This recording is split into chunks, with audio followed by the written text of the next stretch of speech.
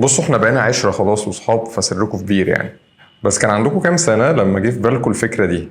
انا شايف ان في حل عبقري يطلع اي دولة من اي ازمة اقتصادية: اطبعوا فلوس ووزعوها على الفقراء.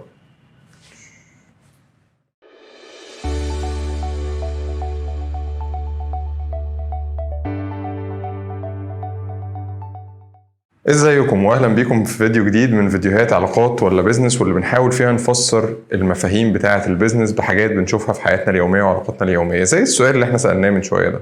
طبعا مش محتاج اقول ان في ناس لحد دلوقتي مقتنعة ان الحل بتاع اي ازمة اقتصادية ان الدول تطبع فلوس اكتر وتوزعها على الفقراء، وكل ما نحتاج فلوس نطبع اكتر وهكذا.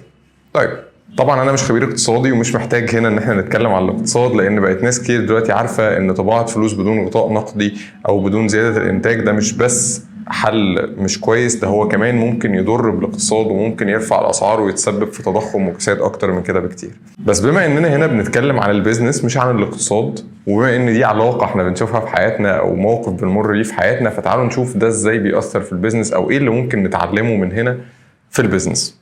بقابل ناس كتير جدا في حاضنات اعمال مثلا او في مجال رياده الاعمال، او الناس اللي هي بتبقى لسه بتعمل افكار جديده، كل اللي بيشغلهم في المرحله دي هو ازاي اجيب فكره عبقريه، فكره جديده ما اتعملتش قبل كده. وبيبقى شغلهم الشاغل هنا في ان قد ايه الفكره دي لازم تكون كرييتيف او مبتكره. المفاجاه بقى والسر اللي انا جاي اقوله لكم دلوقتي ان اطلاقا مش مطلوب ان الفكره دي تكون كرييتيف قد ما مطلوب انها تكون انوفيتيف. ايه الفرق ما بين ده وده؟ هو بالظبط الفرق ما بين الحاجه اللي انت افترضتها في الاول او الفكره اللي انت افترضتها في الاول وما بين الواقع في الحقيقه. تعالوا نشرح بمثال بسيط كده. انت دلوقتي مثلا عايز تحل مشكله سوق العمل في مصر، او الجاب او الفجوه اللي بين التعليم وسوق العمل في مصر، فقررت انك من ضمن الحاجات اللي تحلها هي ان الطالب او الخريج مش بيبقى عارف ايه المجال اللي هو شاطر فيه. فانت كنت قاعد بقى مستقنيس كده واخد شاور حلو او داخل تنام، اللي هو التفكير اللي بعد 12 بالليل ده، وفكرت لقيت ان لو كنا طلعنا الناس في آلة زمن توديهم المستقبل يشوفوا الكاريرز بتاعتهم في المستقبل هتكون عاملة ازاي، وكل واحد فينا شاف مثلا 10 15 سيناريو كده وحس ان ده السيناريو الامثل فهو ده الكارير او هو ده المجال اللي انا عايز اختاره، كانت كل مشاكل الناس اتحلت. ايه رأيكم في الفكرة دي؟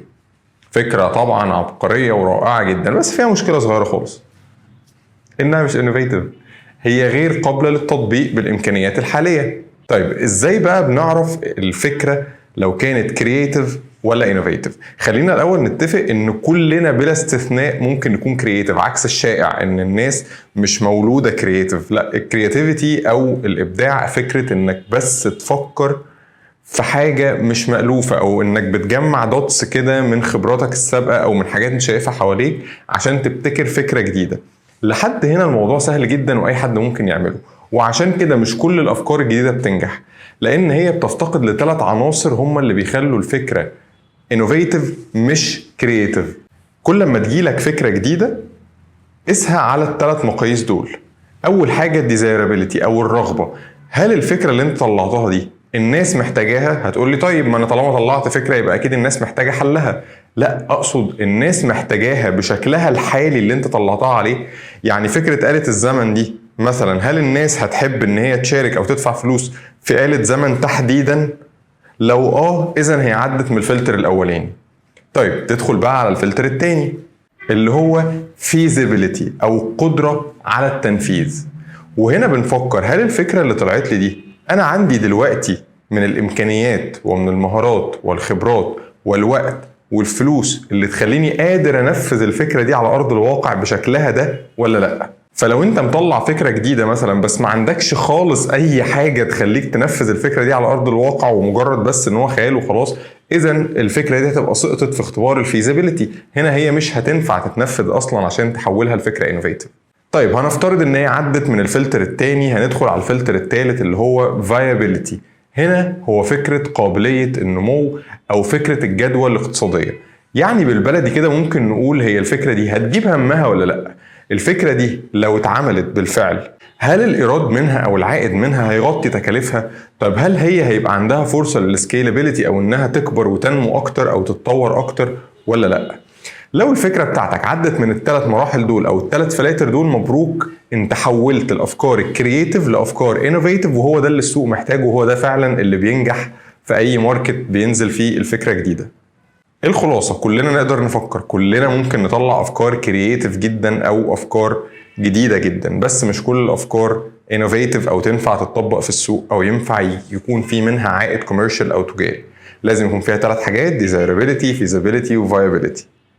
فوانت بتحل بعد كده مشاكل الدول الاقتصادية حط في دماغك ال3 فلاتر دول.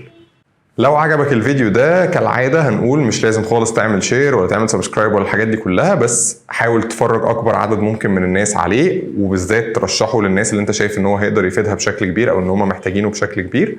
تاني حاجة بنطلبها انك تفعل جرس التنبيهات عشان تفتكر ميعاد الحلقات لو انت من النوع اللي بينسى زي حالاتي، بس لو انت شاطر وذاكرتك قوية خلاص ما تعملش الكلام ده خالص، وافتكر ان احنا ميعادنا كل يوم 2 الساعة 10 ان شاء الله. سلام.